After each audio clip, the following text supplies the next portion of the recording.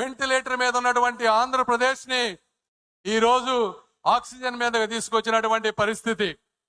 మరి ఈ రోజు చూస్తే గత 5 సంవత్సరాల్లో జగన్మోహన్ రెడ్డి గారికి పూర్తి అధికారం ఉంది, కావాల్సినంత మంది ఎంపీలు ఉన్నారు, కావాల్సినంత అవినీతి సొమ్ము ఉంది, ఆయనకు కూడా కొద్ది గొప్ప ధైర్యం ఉంది, అయినా కూడా ఏమీ చేయలేకపోయారు.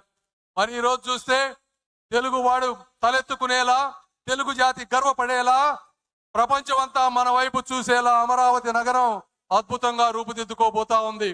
ఈ రోజు ఒక్కసారి అక్కడికి వెళ్ళి చూడండి. గత 5 సంవత్సరాల్లో అప్పుడు 14-19 మధ్య ఒక 2 యూనివర్సిటీలు వచ్చినాయి.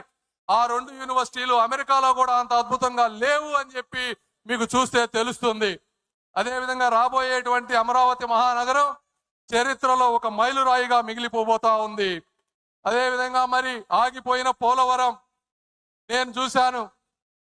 నారా చంద్రబాబు నాయుడు గారు ఎన్నిసార్లు ఢిల్లీ వచ్చేవారు, ఎన్నిసార్లు కేంద్ర మంత్రులతో కలిసేవారు, ఏ విధంగా పోలవరాన్ని నెల నెలా ఫాలో అప్ చేస్తూ ముందుకు తీసుకువెళ్లారో ప్రత్యక్షంగా చూసినటువంటి వ్యక్తిని.